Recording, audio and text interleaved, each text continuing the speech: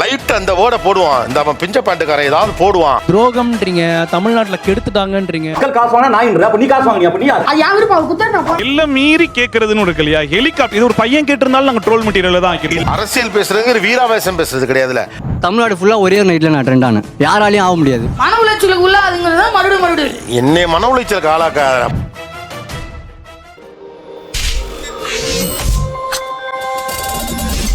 இன்னைக்கு நம்ம பேச போற விஷயம் என்ன அப்படின்னா, பரவலாக சோசியல் மீடியாவில் நடக்கக்கூடிய ஒரு விஷயம், ட்ரால்.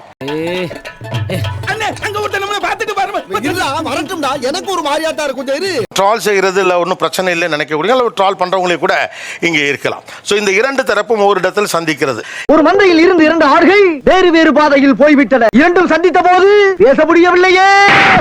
ஒரு கண்டென்ட்டே ஃபன்னா பண்ணுவாங்க சார். அதை ட்ரோல் பண்ணா இன்னும் கொஞ்சம் எக்ஸ்ட்ராவா ஃபன்னா இருக்கும். இதை கொஞ்சம் எலிவேட் பண்ணா ஃபன்னா இருக்கும். தம்பி கரெக்டா பாயிண்டா பேசுது இல்ல, கும்பி பேசுறாரு. எதை பார்த்தா முதல்ல ட்ரால் பண்ணணும்னு தோணுது சார். ரொம்ப கிரிஞ்சா டான்ஸ் பண்றது,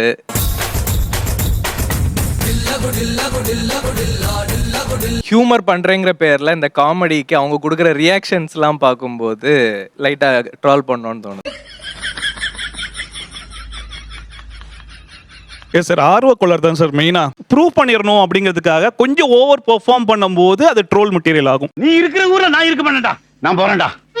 இப்படி ஒரு முடிவு எடுத்துட்டா? ஏதாவது மூவிஸ் பார்க்கணும்னு வச்சுக்கோங்களேன், அதுனா இந்த சினாரியோக்கு இவ்வளவுதான் எக்ஸ்பிரஷன் கொடுக்கணும் அப்படின்ற மாதிரி இருக்கும். ஓவர் ரியாக்டிங் கொடுக்கும்போது ஆப்வியஸா அது வந்து ட்ரோல் பண்ண தான் தோணும். இந்த பார்டரை தாண்டி நீயும் வரக்கூடாது, நானும் வரமாட்டேன். பேச்சு பேச்சாத்தான் இருக்கணும். நீங்கெல்லாம் ட்ரோலை சந்திச்சு அதனுடைய சங்கடங்களையும் சந்திச்சதா சொல்றீங்க. ஓகே, நீங்க எப்படி ட்ரோல்ல மாட்டினீங்க? அதை வேற ஞாபகப்படுத்திட்டீங்க. நெஞ்சமெல்லாம் பொண்ணா இருக்கு தம்பி, மறக்க முடியல. தமிழ்நாடு ஃபுல்லா ஒரே நைட்ல நான் ட்ரெண்ட் ஆனேன். யாராலையும் ஆக முடியாது, உங்களாலையும் ஆக முடியாது, வேற யாராலும். யார் சார் வரே? இவர தெரியல. இவர்தான் பிரிட்டிஷ் இளவரசர் சார்லஸ். நான் ஃபர்ஸ்ட் இந்த நியான ஷோல தான் வந்து கம்யூனிட்டி பத்தி பேசி நான் ட்ரோல் ஆனேன். அவன் கண்ணுல ஒரு திமிரு, ஆங்காரம் எல்லாமே தெரியும். தப்பான கமெண்ட் பண்ணும்போது என்னோட இடத்துல இருந்து என்னோட சுச்சுவேஷன்ல இருந்து அவங்க பார்க்க மாட்டேங்கிறாங்க. உன் நிலைமை நினைச்சா ரொம்ப பிரதாமா இருக்கடா மச்சான். இப்ப பார்த்தா பேச்சோட பேச்சா நம்ம என்ன சொல்றோம், அதுல நான் ட்ரெண்ட் ஆனேன், யாராலையும் ஆக முடியாது. அப்ப உள்ளுக்குள்ள நமக்கு ஆசை இருக்கா? ஆசை இருக்குதா, நான் இல்லைன்னு சொல்லல. ஆசை இல்லைங்க, பேராசை. ஏன் உனக்கு இந்த வேலை? இது தேவைதானா? ஒரு விளம்பரம். அவங்க மனசுல ஒரு வலி இருந்திருக்கும்ல. இந்த வலியை தான் அவருக்கு புரிய வைக்கிறதுக்கு நாங்க நகைச்சுவையா தான் சொன்னமே தவிர அவர் எந்த வகையிலும் தனிப்பட்ட முறையில் இவரை நாங்க இது பண்ணல. எல்லாம் நம்புற மாதிரி அங்க இருக்குது. நான் ரியலைஸ் பண்ணிட்டேன் சார். எல்லாம் பண்ணா வந்து நம்மள மதிக்க மாட்டாங்க. பாக்குறவங்க எல்லாம் ஒரு மாதிரியா மேலே எங்கேயும் பார்ப்பாங்க. ஒரு ஜாதி வெறி பிடிச்சவன் அப்படின்னு சொல்லிட்டு பார்ப்பாங்க. நம்ம யார் வம்புக்கும் போறது இல்ல, யார் தும்புக்கும் போறது இல்ல. நம்ம உண்டு, நம்ம சோழி உண்டுன்னு போயிடுறது. நாங்க அதை பண்ணலன்னு வைங்களேன், ஓ நம்ம இவ்வளவு கெத்தா பேசணும், ஒரு பிஜிஎம் போட்டு நம்மள மாசா பசங்க எல்லாம் பண்றானுங்கன்ற மாதிரி நீங்க அந்த ஜோனுக்கு போயிருப்பீங்க. எப்படி சார் இவ்வளவு கரெக்டா சொல்றீங்க? எப்படி? அது பார்த்தாலே தெரியுது சார். இப்ப நீங்க முன்னால இருந்த மாதிரியான நாங்க வந்து இப்படி ஆக்கும், இந்த மாதிரி பவர்ஃபுல் இந்த பரம்பரை எல்லாம் சொன்னீங்கல்ல, ஜாதி பெருமையை சொல்லும் போது வந்து ஒரு வீரம், மீசை முறுக்கணும்னு தோணும். கண்ணுல ஒரு திமிரு, ஆங்காரம் எல்லாமே தெரியும். இப்ப அந்த எண்ணம்லாம் இருக்கா இல்ல எல்லாரும் ஒண்ணுதான்? நம்ம அனைவரும் சமம், பிறப்பால் எல்லாரும் சமம். அதான். எங்கேயோ போயிட்டடா நீ, எங்கேயோ போயிட்ட. இப்ப நீங்க என்னென்ன மாற்றங்கள்லாம் பண்ணிருக்கீங்க? கம்யூனிட்டி பத்தி பேசுறதுல நான் பாட்டில் என் உண்டு, என் ஒர்க்கு அதை ரியலைஸ் பண்ணிட்டு நான் பாட்டில் என் வேலையை பார்த்துட்டு நான் பாட்டில் போயிட்டு இருக்கேன். கரெக்ட். இந்த ஒரு வார்த்தைக்கு தாண்டா நான் உன்னை மன்னிக்கிறேன். அப்ப கயிறு அவுத்துருக்கேன். இப்ப எந்திரிச்சு அந்த நடந்து வந்து ஒரு கை கொடுத்துட்டு போங்க.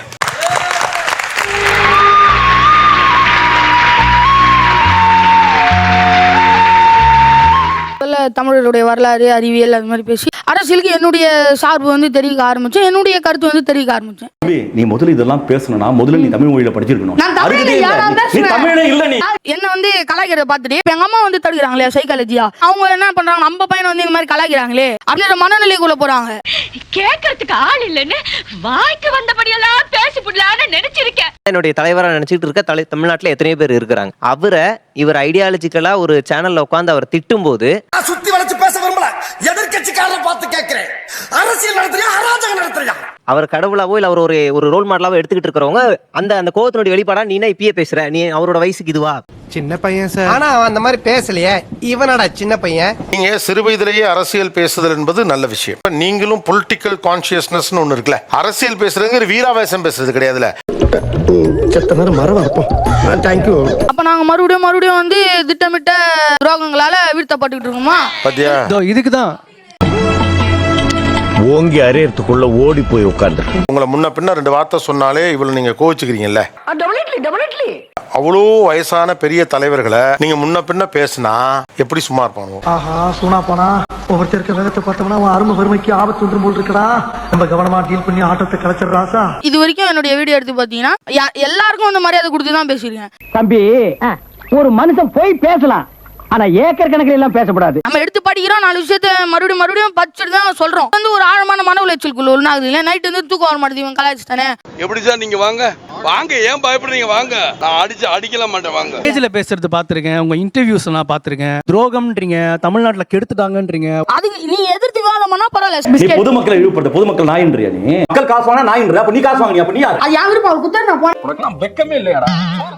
எரிச்சல் வருது மணி, நான் கெட்ட வார்த்தையில திக்கி போயிடுவேன். அப்புறம் ரத்தம் குதிக்குது உன்னை பார்க்க. நான் வந்து அதை திருத்திக்கிறேன். ஏன் புரியுது, அவங்க ட்ரோல் பண்ணது கூட நான் பாராட்டுறேன். நான் பேசினது ஒரு 3 லட்சம் பேர் பாத்துருக்காங்க, இவங்க பேசினது எக்ஸ்ட்ராவா 2 லட்சம் பேர். இதெல்லாம் ஒரு பெருமையா பாஸ்? எனக்கு பெருமைடா எருமை. இந்த கணக்கை விடுங்க. ஏன்னா இந்த கணக்கு பேசுற ஆளுங்க எல்லாமே வெளியில ட்ரால் பிடிக்காதுன்னு சொல்லிட்டு வேணும்னே ட்ரால்ல போய் மாட்டிக்கிறது. இதான்டா மாட்டினா மொத்தமா மாட்டுவானுங்க, இல்லாட்டி ஒருத்தனும் சிக்க மாட்டான். இல்ல நான் சொல்றேன், அந்த மனநிலை ஐயா, வந்து நானும் இதுலதான் இருக்கேன் 20 வருஷமா. சின்ன பையன் தெரியாம பண்ணிட்டு. யார் நீ? சின்ன பையனாடா? மன உளைச்சலுக்கு உள்ளாதுங்கிறது தான் மறுபடியும் என்னை மன உளைச்சலுக்கு ஆளாக்காத. பதில் வாங்க நல்லா ட்ரை பண்றேன், கொஞ்சம் வெயிட் பண்ணுங்க தம்பி. டென்ஷன் ஆகாதீங்கண்ணே.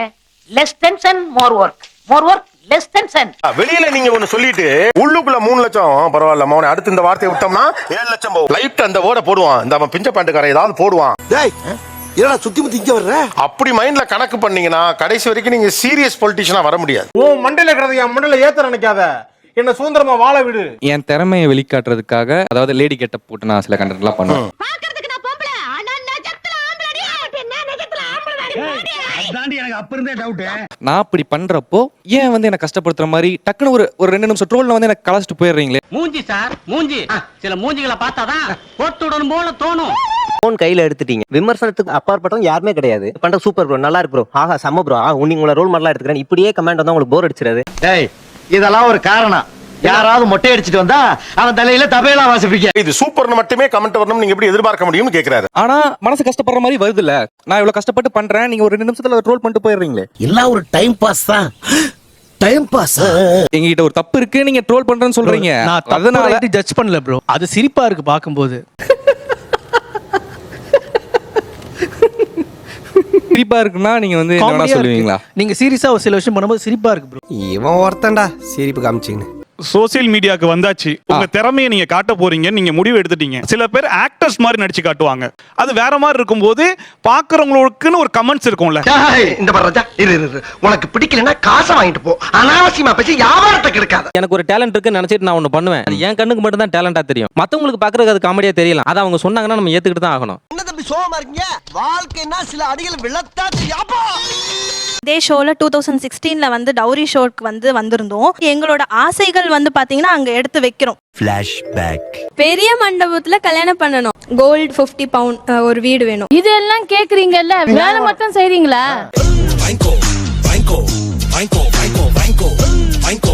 இந்த அவமானம் உனக்கு தேவையா? வெட்டிங்ல வந்து சாதாரண என்ட்ரி மாதிரி வராம அப்புறம் வேற ஒரு என்ட்ரில வந்தா நல்லா இருக்கும். ஒரு ஹெலிகாப்டர்ல வந்து இறங்குற மாதிரி. ஹெலிகாப்டர் வாங்கணும்னு சொல்ல, அதாவது வாய்க்கு வந்தபடி எல்லாம் பேசப்படாது, எதா இருந்தாலும் நியாயமா பேசணுமா இல்லையா? எல்லாம் மீறி கேக்குறதுன்னு இருக்கு இல்லையா? ஹெலிகாப்டர் இது ஒரு பையன் கேட்டிருந்தாலும் நாங்க ட்ரோல் மெட்டீரியல் தான் ஆக்கிருக்கோம். இல்ல அதுக்கு நிறைய போறான்டா. அவங்க ஒரு ஸ்ட்ராங்கான ஒரு பாயிண்ட்டை கரெக்டா எடுத்து வைக்கும்போது உண்மையாவே எல்லாருமே அக்செப்ட் பண்ண தான் செய்றாங்க. ரெகக்னைஸ் பண்றவங்களும் இங்க நிறைய பேர் இருக்காங்க சார். அண்ணே உலக தத்துவத்தை ஒரே வரியில சொல்லிட்டீங்களே, என் தெய்வமே. இவங்க இந்த மாதிரி ட்ரோல் பண்றதுனால தான் நிறைய பெண்கள் நம்மளும் வீடியோ போட்டா நம்மளே இந்த மாதிரி தான் பண்ணுவாங்கன்னு சொல்லி அதுலயே பாதி பேர் பயந்து இந்த வீடியோக்குள்ள வர மாட்டேங்காங்க. தனி ஆள் கிடையாது, நீ ஒரு அடையாளம். நீ ஜெயிச்சா உன்ன முடங்கி கிடைக்கிற அத்தனை பொண்ணுங்களும் ஜெயிச்ச மாதிரி வெளியவா.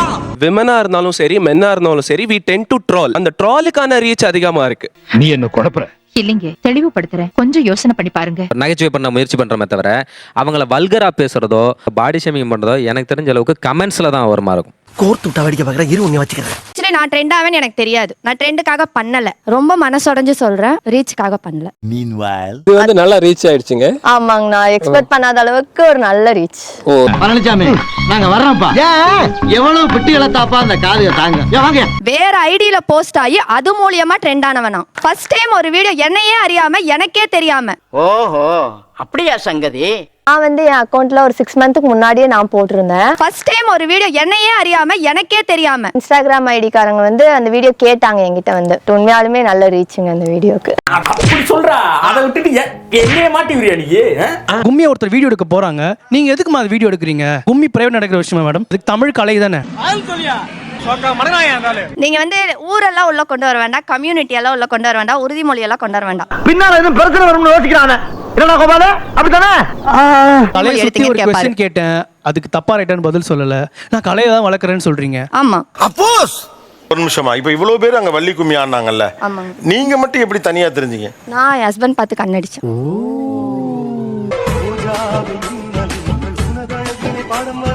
முதல்ல நீங்க ட்ரெண்ட் ஆகுறீங்க, அதுல இருந்து நீங்க எப்படி ட்ரால் ஆனீங்க? ட்ரால் ஆனதுக்கு மெயின் ரீசன் நான் ஒல்லியா இருக்கேன். இந்த மாதிரி ஒரு குச்சி பக்கத்துல இருக்குங்க, அந்த குச்சி எடுத்து இப்படி சுத்திடுவேங்க. சொந்த செலவுல சூனியம் வச்சுக்குவேன். ஒரு அம்மா என்ன பண்றாங்க, அரைகுறை ஆடையோட அசிங்கமான வீடியோ போடுறாங்க.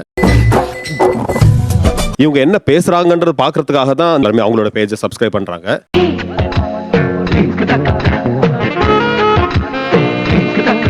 அந்த அம்மா என்ன பண்றாங்க, ஒரு பள்ளிக்கூடத்துல சீஃப் கெஸ்டா கூப்பிடுறாங்க. நீங்க ட்ரோல் பண்ணிட்டு தான் இருக்கீங்க, ஆனா உங்களால ஒருத்தர் வந்து சம்பாதிச்சு போயிட்டே இருக்காரு, ஆனா கண்டென்ட் இல்லாத ஆளு, திறமை இல்லாத ஆளு. நாடு எங்க சார் போகுது? நாடு நாசமா போகுது. உனக்கு என்ன பிரச்சனை? ஒருத்தர் செய்யற தவற சுட்டி காட்டி நீ சரியா பண்ணலன்னு சொல்றதுக்கு தான் இவ்வளவு எஃபோர்ட் போட்டு ட்ரால் பண்றோங்கிறீங்க. நீங்க யாரெல்லாம் ட்ரால் பண்றீங்களோ அவங்களுக்கு நல்ல வாய்ப்பு கிடைக்கும். நம்ம ட்ரால் பண்ணா நம்ம பாப்புலர் ஆயிடலாம், பாப்புலர் ஆகி நமக்கு பிடிச்ச இடத்துக்கு நம்ம போய் சேர்ந்துடலாம். இப்ப ரூட்டே நீங்க தானே பண்ணி கொடுக்குறீங்க. ஆஹா, இவ்வளவு வேலை செஞ்சு மண்டை மேல இருக்க கொண்டே மறந்துட்டேனா? ஒரு குடிச்சிட்டு ஒருத்தர் வந்து ரோட்ல அலப்பற பண்றாருன்னா அது ட்ரோல் மெட்டீரியல் மாதிரி ட்ரோலா நியூஸ் வாசிப்போம், அவ்வளவுதான். ஓ, அப்படியா விஷயம்? ஒரு நிமிஷம். ஒருத்தர் குடிச்சிட்டு ரோட்ல விழுந்து கிடக்குறாங்க, ஒரு பரிதாபமான நிலை. அங்க பேசப்பட வேண்டியது இவ்வளவு பேர் குடிக்கிறாங்க, இதனால் ஏற்படுகிற ஆபத்து, இதுதானே நம்ம முன்வைக்கணும். இதுக்கு தான் நீங்க பஞ்சாயத்துக்கு வேணுங்கிறது. கொக்கி போட்டுல பிடிக்கிறீங்க.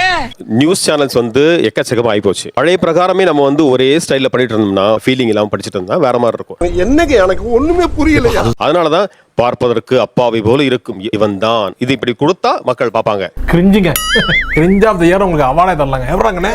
நிகழ்ச்சியில் கலந்து கொண்ட அனைவருக்கும் கோபிநாத்தின் நெஞ்சார்ந்த நன்றிகள். மீண்டும் இன்னொரு சந்தர்ப்பத்தில் பேசலாம். நன்றி, வணக்கம்.